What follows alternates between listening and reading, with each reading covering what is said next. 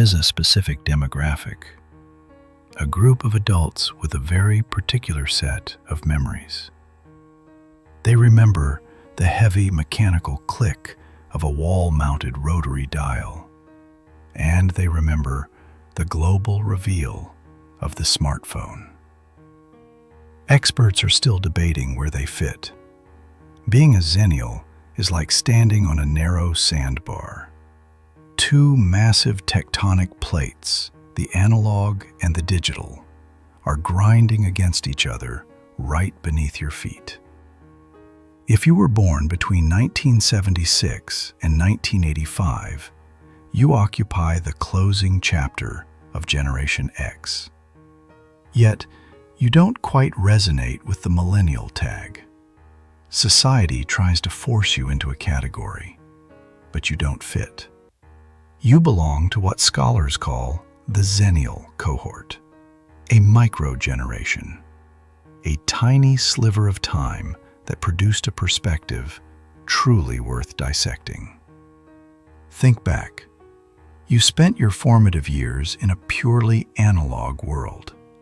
Boredom was a standard state of mind. You had to endure it. You actually had to commit phone numbers to physical memory. And the anxiety? It was real. If you weren't home for your favorite broadcast, that episode was simply gone forever. Then you crossed the threshold into adulthood, and the landscape shifted. It wasn't a slow transition. It was an abrupt pivot. It wasn't a door opening gradually. It was as if someone suddenly yanked the rug of reality out from under you and replaced it with a cold glass floor made of pixels. Most age groups are raised within a single era. Xennials? You navigated two. Your late teens felt like a different world compared to your mid-20s. That gap in experience is wider than what almost any other generation has ever had to bridge.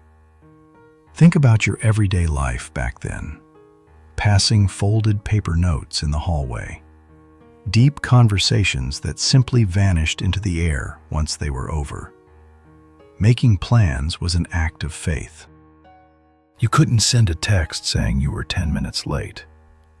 You couldn't ask, "Where are you?" You simply showed up. You trusted that your circle would do the same. That level of reliability felt solid. It was heavy, like a hand-forged iron link in a chain. If one person failed to show, the entire structure of the day fell apart. It required a focus that the modern world has forgotten. But then you hit your 20s. Mobile devices became universal. You signed up for Friendster. You transitioned to MySpace. You eventually migrated to Facebook. Before this, there were 3 ways to reach someone: a landline, an office extension, or a knock on the door. Suddenly, you were juggling 15 different chat apps, and you just intuitively figured it out. During your most critical years of development, you inhabited both realities. Neuroscience tells us why this matters.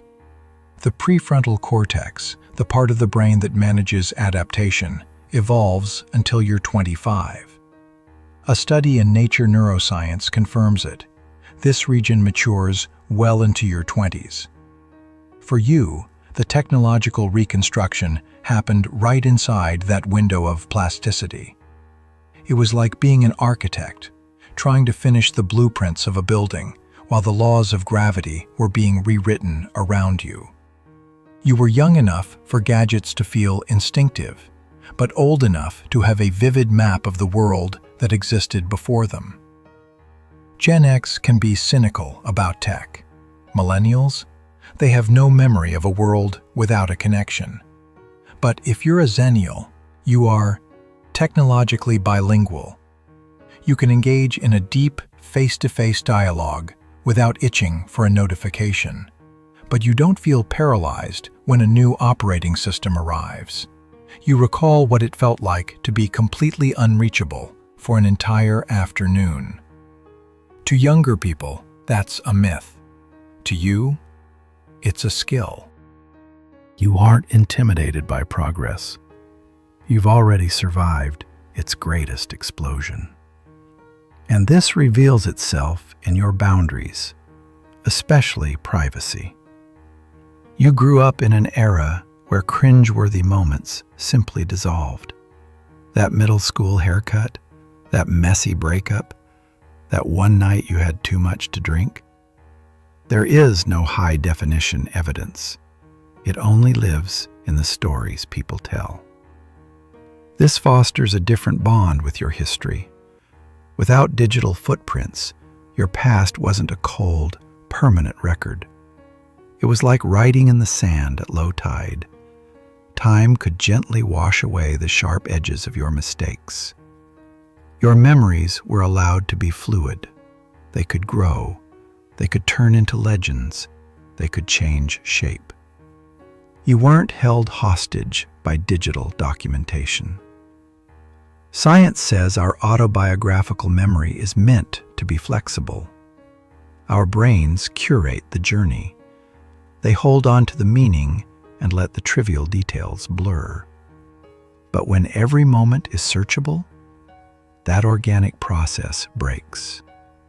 Science is still trying to map the damage. But here is where the situation gets complicated. You entered the professional world in the shadow of 2008, the economic collapse. A significant number of you faced extreme volatility during the exact years you were building your foundation. Economic psychology shows that financial trauma at this stage leaves a lasting mental imprint. Entering the job market in 2008 was like trying to plant a garden in a hurricane. You were desperate for roots, but the ground refused to stay still. That anxiety carries forward. Even after success, there is a whisper, a perception of wealth, job security, and risk that is very hard to erase. You have this group that pivoted through a technological revolution, only to get hit by an economic sledgehammer. You handle change because you were forced to. But you also have that quiet question. What if it all breaks again? Mainstream media misses this. They talk about Gen X versus millennials as if you're all a monolith. But the specific years of your birth created a distinct set of experiences. You don't fit the labels. Xennials navigate a rare paradox. You have the self-sufficiency of Gen X, no helicopter parenting. Your parents had no clue where you were for hours, and that was standard. You learned how to fix your own problems. You learned how to process frustration without someone stepping in. Growing up without supervision, you developed a sense of self as tough as an old leather boot. You can trek through uncertainty without a digital map. However, you also reached maturity during the golden age of the web, a time when technology was seen as a tool to unite the world, long before we realized it might make things more stressful. It is a strange place to be, independent yet cooperative, skeptical yet hopeful, digital yet analog. You balance these contradictions without feeling conflicted. You remember the before and the after. You see what was gained, and you see exactly what was sacrificed. You aren't drowning in nostalgia.